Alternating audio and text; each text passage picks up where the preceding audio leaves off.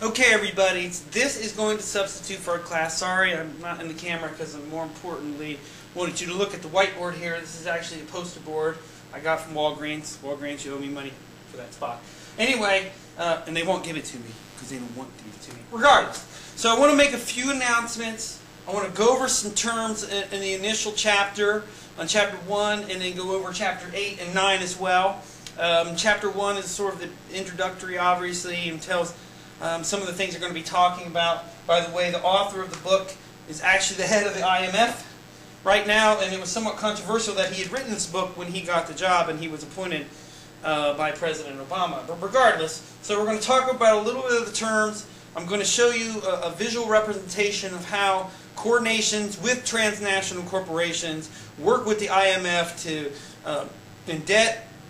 They say they're helping these countries, indebt these countries, get them to the point where they can't pay their debt, or they're paying an enormous amount of their GDP to transnational companies or to core nations, which in the minds of some people is considered to be neo-colonialism, and the others is just a beginning stage, early stage of modernization, and that the IMF is actually helping these countries.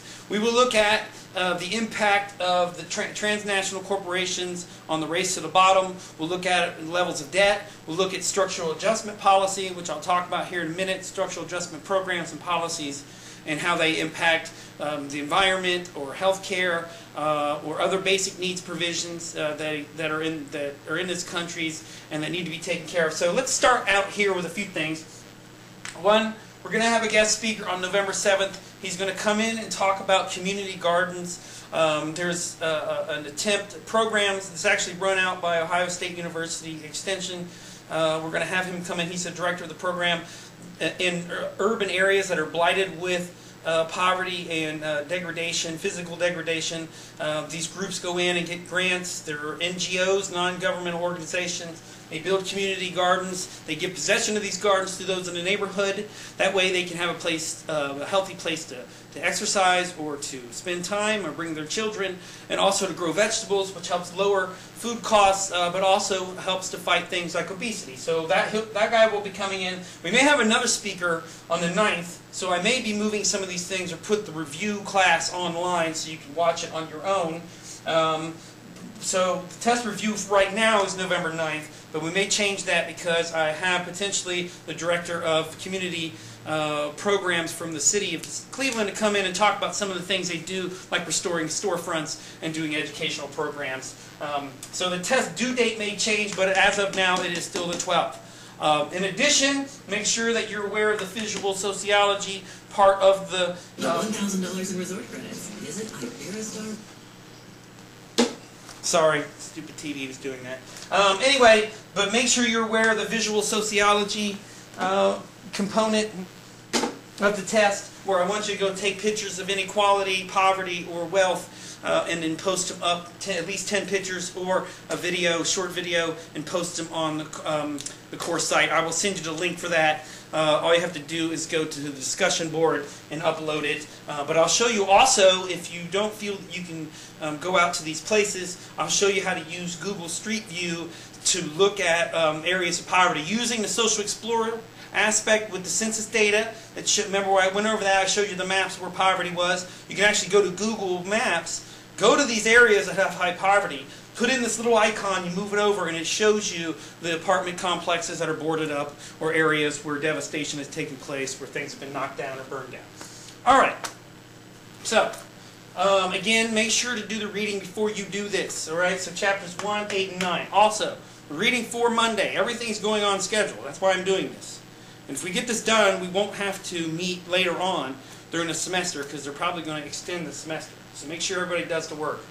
On November 5th, there's an article that I wrote along with two of my colleagues about the impact of structural adjustment policies and programs on tuberculosis prevalence rates. So read the intro, the theory section, and the results and the discussion and conclusions. You don't need to read the methodology, although I do want you to look over the definitions of the variables and come in ready to discuss that. And again, feel free to watch this a couple times if you want to. And I am very seriously thinking about putting the review class excuse me, online on YouTube so you can watch at your own leisure, and that way we'll have more time to talk about other aspects or have these speakers come in. So, to start out with, let's talk about a few things here, and then I'm going to read a little bit from the book about each one of these terms, and I'm probably going to adjust the camera, so bear with me. So, a couple terms and abbreviations that we need to have straight out before we can talk about this. One is TNC. This stands for Transnational Corporations. This speaks to not only major power brokers in the world, but also a general trend in the world economy and in developed economies towards the corporatization of life in general. That people work for big corporations. Big corporations make policies. They're influential in political decisions. They're influential globally. They employ people. They produce the products we all use. So that this is a corporate world, and this is different than when it was 200 years ago. There's a great documentary series called The Men Who Built America, and we could get on with the gender discrimination element of it, but again, it's a good example of how corporations and cartels and monopolies early on in the robber baron era and from the mid to late 1800s on helped to shape America and our modern economy and how this is impacting the global environment right now. Most of these organizations are headquartered out of core nations, but increasingly more and more of them are out of China, India, Brazil, Russia, other companies like that. The second term I'm going to talk about is the IMF. That's the International Monetary Fund. Along with the World Bank, these two sister organizations lend money to countries that are in trouble, mostly developing countries. For example, Greece is not getting an IMF bailout. They probably could, but they're getting it from the EU. Zaire, which is now called the Democratic Republic of the Congo, or Bangladesh, or Nepal, or some of these countries, Guatemala, these countries get loans from the IMF. The IMF provides low-interest loans to countries to help them build things economically, or to pay off other debts, or to create industries, trade industries, and other aspects in their country, or just to pay for public works programs, dams, and other environmental programs, or build electric systems. And we'll talk about why this is important too. They actually not only lend money, but again, try to get involved in helping the country implement what they're going to use the loan money for. The IMF and the World Bank do similar things here. Some people criticize these organizations and say they're neo-colonialist, and they just use this, core nations use these organizations as proxies instead of sending in troops, or instead of a nation just manipulating trade policies with a certain country. The United States or France or Germany or Japan sends the IMF in to act as a proxy to get what they want. And actually in Chapter 9 they talk about the impact that not only core nations but also transnational corporations have not only on the IMF but also other organizations like the World Trade Organization, which is abbreviated WTO, and also the United Nations. Which settles trade disputes and does a lot of work with human rights and environmental issues around the world. Last term, and importantly, not only for this section, but for the test, is SAP, which stands for Structural Adjustment Programs, many times policies. And these are programs that are put into place once a country borrows money from the IMF and can't pay them off, to restructure the debt and alter the country's governmental budget and trade rules, usually to a more open neoliberal stance, so that the country can work to pay off its debt that is many times held and collected by core nations like the United States and more like China and India. So, I'm going to erase this and put up some more things here, a little diagram here. But before I do that, I want to read from the book so you get an idea of what we're talking about here. This is from the first chapter on page 6. Just to give you an idea of what we're talking about. So one of the points of the book here is the idea that these companies, or these countries, may be growing economically, but they are not solving issues of health, or lifestyle, or standard of living, access to electricity. The urban environments are terrible. You saw that in the UNICEF piece with the children in slum areas. So let me read this, and you'll understand a little bit more also the battle that's going on, that some people feel, look, economic growth will eventually have these benefits, but right now it doesn't. But we need to stay with the course. And other people who say, no, this this type of economic growth that's going on in developing countries is harmful for all involved, including consumers and workers in the core nations as well as in periphery nations. And you saw that with China Blue. So let me read this here. And it's really the battle between dependency and modernization, or neoliberals and more liberal-minded people as well, or progressives that think the state should be used to increase people's standard of living. So let me read this. This is on page 6. It says, at the heart of current conventional wisdom in economics, we find the concept of growth and a number of assumptions about the relationship between economic growth and quality of life. Economic growth usually refers to the real inflation-adjusted annual percentage change in a country's gross domestic product. Strong GDP growth is commonly taken as a primary vital sign of a healthy economy and the best proof that a society is developing.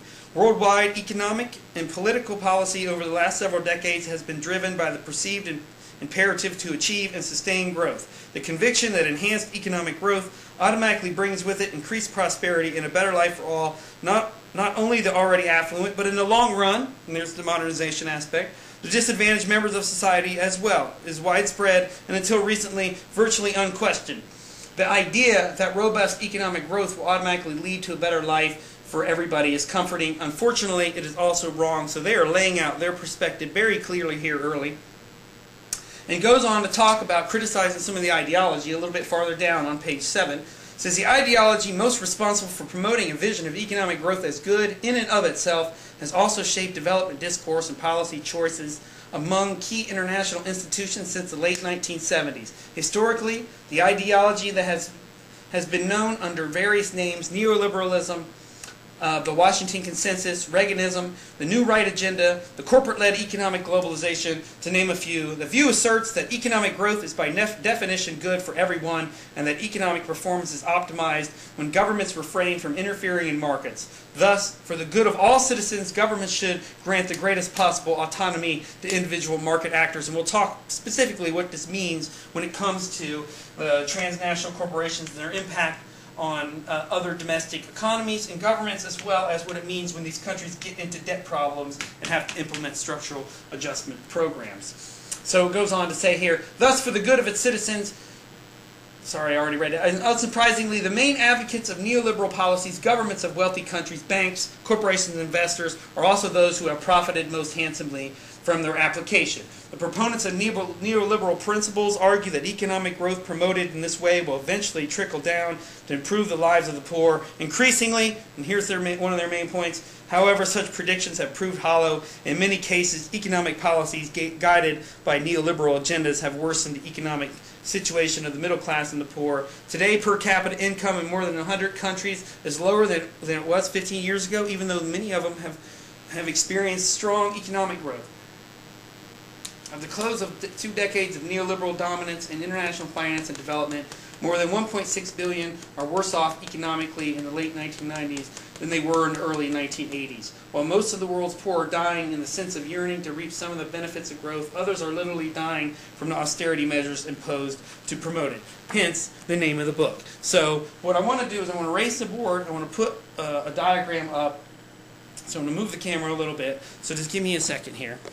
Okay, so I'm not going to be in the picture very much here, and I know this looks somewhat complicated, but again, if you look at it and listen to what I say and write it down, you'll be fine. So, to begin with, before I get to this is a debate between whether or not IMF lending and the global economy is really a form of neocolonialism, whereas free trade in the IMF and giving loans to developing countries so they can build things so that they can better have a more enhanced economy, whether or not that's just a new form of colonialism or this is actually a form of economic development where everybody's going to benefit, or maybe it's a little bit of both. But before we get to that, I want to mention on page 178 here some of the issues about what we call the race to the bottom here. So one of the things that comes out is that core governments, in conjunction with TNCs, give their relationship with semi-periphery and periphery nation is investment, and then jobs from TNCs.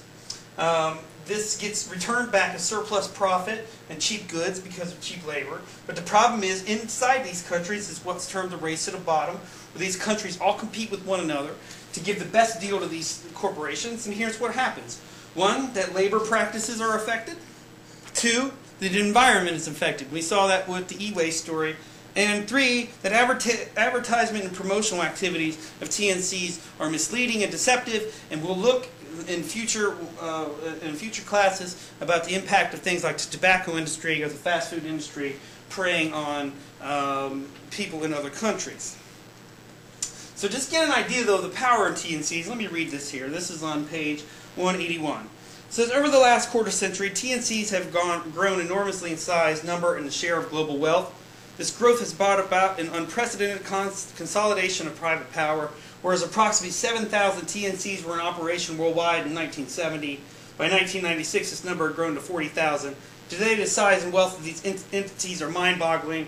A commonly cited measure of their magnitude pithily notes that of the world's 60 largest economies, only 17 are actual countries. The remaining 43 are transnational corporations. Transnational corporations currently control over 70% of the products in international trade. And they not only control the economies, they control the political process.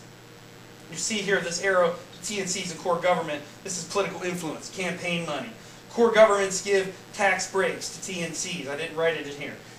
Core governments give funds to the IMF. And what happens is these three work in conjunction with local elites from semi-periphery and periphery nations to create a momentum inside these economies to develop, to increase their exports, to allow for factories to exist there with low regulations, low taxes, low environmental rules, and then the benefits get put into the core governments and also the TNCs, but the people in the core usually suffer. Unions are attacked. This is part of the race at the bottom. We talked a little bit about that, labor laws. And what also occurs here is that the IMF allows these countries to get loans for development, to build a dam, to build an electrical system, to build a port, to build a bridge. And these governments don't have the ability to pay it back because many times they're saddled with corruption, which is an issue internally for them as well, but also elements of inequality, where people can't afford to buy electricity when they build a plant. That was famously done in India. And these countries get into, so one way or the other, core nations and the IMF are going to control these countries. One, because they loan them money and they're paying money back and they're paying interest on top of it, and that they have no power within this structure. They're always constantly in a state of dependency. Or two, that they get these countries into debt problems, and then they apply these, as the debt levels rise, they apply these structural adjustment policies. So let me read a little bit of what a structural adjustment policy is. So this is in box 8.2. You can see this here. And this starts on page 182. And I want you to read this entire section, although I'm not going to read this whole section. But again, it's instructional. Look at the map, the diagram here, and think, is this neocolonialism, or is it a form of economic development? Or is it neocolonialism in some cases and economic development in another? So let me read this here, and then we'll move on. It goes on here to say, during the 1990s, most of the world's poor nations were integrated into the interdependent global economy. While this increasing integration brings its share of promises, such as the transfer of new technologies and new markets, integration also means increased vulnerability and new forms of economic subordination and dependence. When at the end of the 1970s, most poor and highly indebted nations declared they could no longer continue to make payments on their foreign debt, the IMF and World Bank stepped in with a program to guarantee that the debtor countries would earn enough foreign exchange to service their debt in European and American banks. The plan typically involved the imposition of draconian economic austerity measures. To secure the cooperation of indebted countries, the IMF and World Bank began placing strenuous conditions on their lending. Debtor nations would not have access to loans unless they agreed to implement sweeping structural adjustment policies, known as SAPs, profoundly altering their previous economic patterns and social priorities. The main elements of these economic adjustment programs are the promotion of export-oriented development strategies, meaning allowing more industries to come in that are owned by core companies, Walmart's factories, Apple's factories, Samsung, on and on. Liberalization of trade, meaning reducing trade barriers that are meant to protect domestic industries. Deregulation of the market, and privatization, which in this case, privatization means privatization many times of the healthcare industry or services in a country, which many times leads, at least temporarily and many times from a long-term perspective, increases in disease prevalence, as you'll see when I show you that article that I wrote with some of my colleagues. It goes on to say, by placing such conditions on their loans, international finance institutions known as IFIs, pushed poor indebted governments to liberalize their economies in order to encourage investment by foreign firms. This gives transnational companies even more power. Transnational corporations' investments would serve to counterbalance the continued decline in development assistance by increasing host countries' foreign exchange earnings and capital flows. It would also, in theory, benefit poor countries with new technology, wage-earning employment, and transfers of intangibles such as organizational and managerial skills and marketing networks. Now again, it doesn't seem on the face of it that that's big of a deal, but this is an issue of sovereignty. These countries have virtually, once they enter structural adjustment policy, and I'll talk about each individual aspect that harms here, they lose autonomy, they lose the ability to control their own budget, they lose the ability to raise taxes, to raise tariff barriers, to alter trade relationships. We'll talk about all that. So really, there are certain elements that certainly make it close to neocolonialism.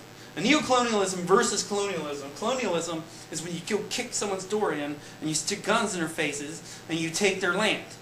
Just like it was done in India. And you subdue the population and you remove the profit from their society, whether it's gold or oil or whatever it is. Whereas neocolonialism is you send in companies like McDonald's to dominate the market, or Walmart to put other small shops out of business, or you put in factories to abuse labor conditions, and many times the governments of these countries are in league with the core governments because they're elites. And many times they're dictatorial leaders, or they are maniacal, wealthy families that have dominated these countries for a long time and just get off on abusing people and treating people pretty badly. Again, that's not the case with all countries. Sometimes it is economic development, like in Korea, where the government took control of its economy, guided the economy. They've been criticized for it, but it's worked out for them for the most part. Now, in the last section, we're going to talk a little bit more about Chapter 8 and talk about structural adjustment policy. And again, it's something that's on the test, so make sure to pay attention to it, and I'll answer any questions people have through email or when we go back to class on Monday.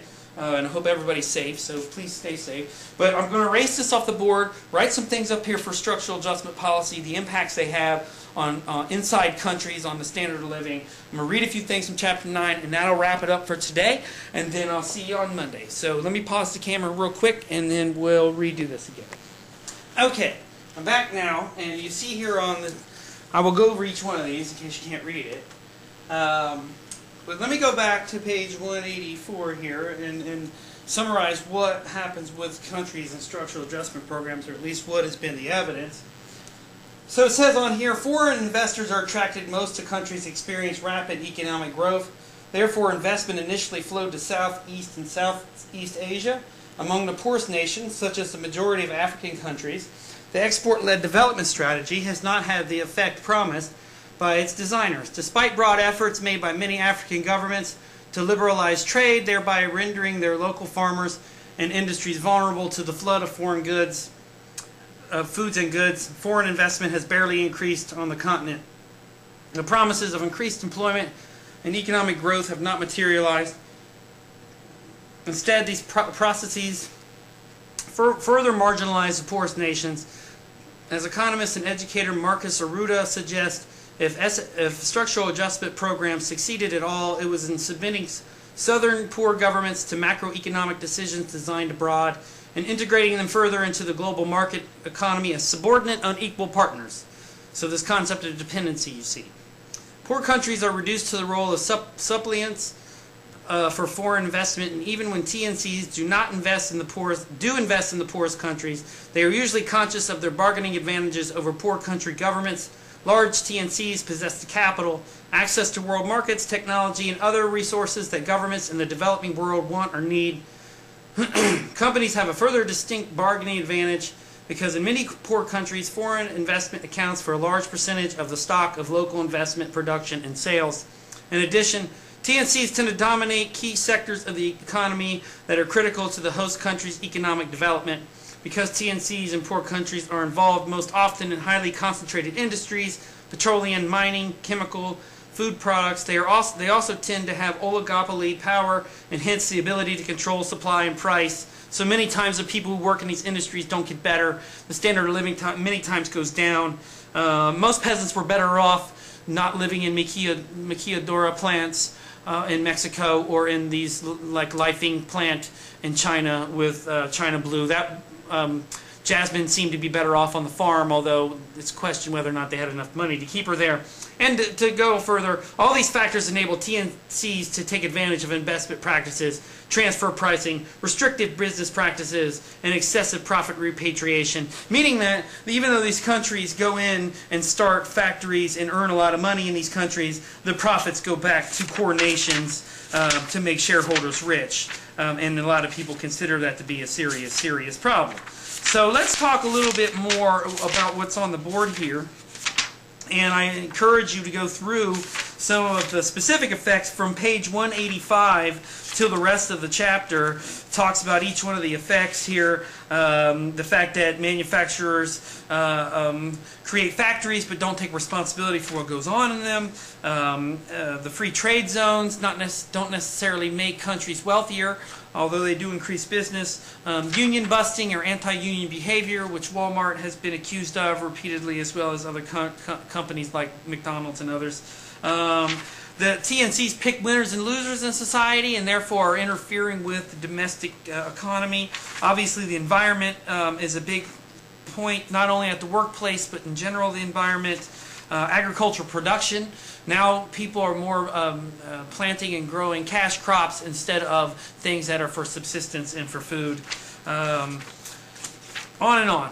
Workplace safety, it goes on and on. And then as well, I didn't give you the part, but we'll talk more about how tobacco companies take advantage of this.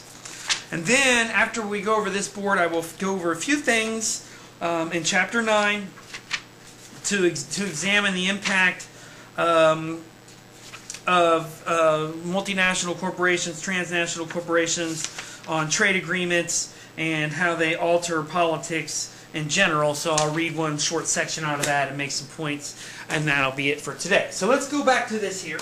So the impacts of structural adjustment programs. Remember, structural adjustment programs are put into place on developing countries, many times that are much poorer than other countries, in order to deal with large amounts of debt these countries can't service. You see what's going on in Greece. It was actually worse in countries like Botswana and places like that, Angola, on and on, which had 400 to 500 times their debt to GDP ratio. Something like this happened in Argentina. They tried to inflate their way out of it. The United States is getting to this point where the IMF, frankly, if we were a poor country, the IMF would come in and impose structural adjustment, or many times what is called austerity, because it leads to the cutting of government services. So obviously one of the big things here is it forces neoliberal economic policies on debtor nations. This, in the minds of many people, at the very minimum, is a violation of a nation's sovereignty, and it is also supporting one particular economic view over another, and that's neoliberalism, the idea that the less government, the better. So for some of these countries that works, other countries it's not. One of the things, several of the things that structural adjustment programs mean are this: lower taxes on businesses.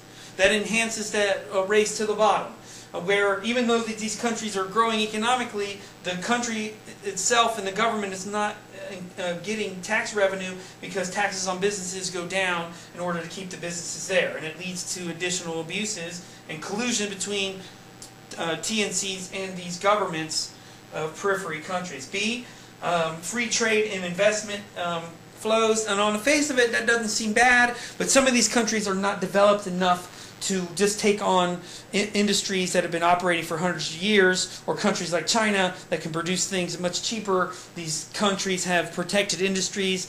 The free trade allows these companies to flood into the market and put local businesses out. Some people say that's good, some people say it's bad. You heard with the figure 8.2 some of the issues that arise in that. C, cuts in social services. This is probably one of the biggest, and usually leading to privatization of things like healthcare, education, reduction in welfare payments, which again enhances poverty and really deteriorates the standard of living of many that are especially in slums, like in Rio or in Dakar or Lagos, which is in Nigeria. D, cuts in regulations. This is probably one of the most visible in the minds of many people. Serious cutting regulations on labor, or getting rid of minimum wage laws or not enforcing them, getting rid of minimum hour laws, meaning 40-day week, getting rid of overtime, environmental issues, health and safety standards. Remember the abuse that was taking place in the China Blue Factory. And then 2, and again, there's a lot to go on with this, but we will, you can see it in the book. High levels of government budget goes to service the foreign debt. So whatever's left out of the budget that gets cut goes to foreign foreign countries, the IMF, and then goes to core nations like the United States and China and Germany and others. And it's essentially a transfer payment similar to the way colonialism used to work, that most of what India had would go to Great Britain, or at least a tremendous amount of it, and we call that the colonial or imperial surplus. That the only reason why England was trying to dominate Africa, South Africa, India, and other places, was to get economic advantage out of it, get raw materials, and then markets for their finished goods. And it's actually what Marx was talking about with historical materialism. So let's finish up by talking about what are some of the impacts of this. And obviously, one of the impacts is on health, and we will talk more about the specific impacts, and you can see it throughout Chapter 8. We'll talk more about the specific impacts of these cuts, particularly this aspect, privatization and cuts in social services, on disease vectors like the prevalence rate of tuberculosis or cholera, or even HIV and AIDS. And so one of the last things I'm going to do here, I'm going to talk about why the role transnational corporations have in here, and why they're so powerful, and why C. Wright Mills listed him as one of the big 3. So this is on page 226, and it says down at the bottom, motives and methods of corporate rule, and you can hear sort of that these corporations have much more power and influence over these small or poor nations than the government or the people themselves, and what are the implications for that. So this will be the last point for the day, and then I will see everybody on Monday. So it goes on page 226 here. Corporate representatives are active in electoral, legislative, and judicial processes in all wealthy industrialized countries. Transnational corporations also seek a voice in the internal political affairs of the less affluent countries where they set up subsidiaries. Increasingly, transnational corporations are integrally involved in the deliberations of international political and economic institutions like the WTO, the UN, the IMF, the World Bank, on and on down the list. In wealthy countries like the United States, corporate managers hire professional lobbyists and lobbying firms to make direct contact with legislators. And I'll show you this a little bit more when I show you my tobacco article. They collaborate with executives of other TNCs and trade associations so they can lobby collectively, and they give money directly to candidates and political parties in the United States through political action committees. We've seen plenty of that during this election.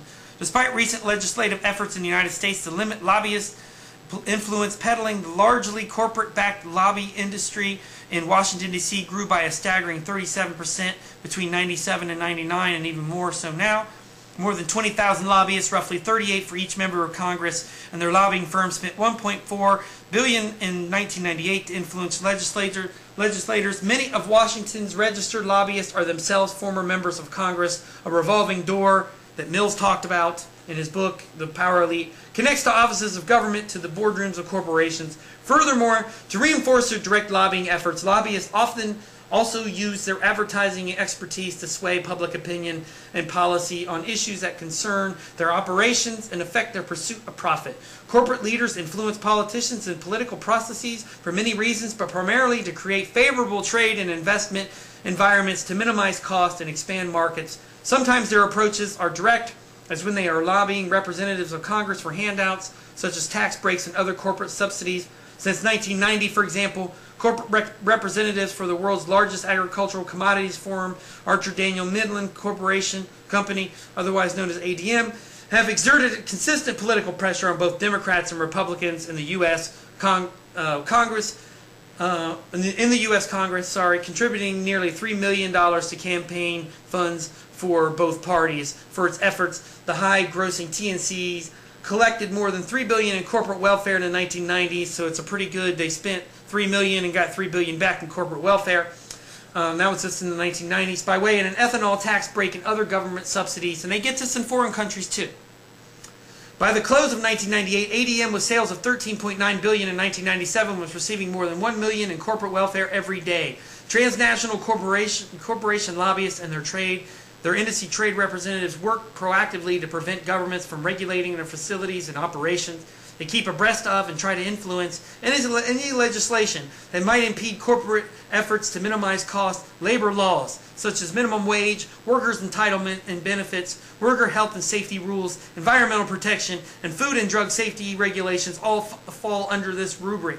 Even when the public strongly supports proposed legislation as in an effort to improve air and water quality, corporations can foil a bill's passage simply by outspending those who support it. Between 89 and 94, some 267 political action committees for many of the largest and most environmentally destructive American TNCs, such as Chevron, Dow, Exxon, and Freeport-McMoRan, which is a mining company, contributed over $57 million to political candidates. Their investment paid off. The TNCs were able to limit the authority of the Environmental Protection Agency and erode many U.S. environmental laws, including the Clean Water Act.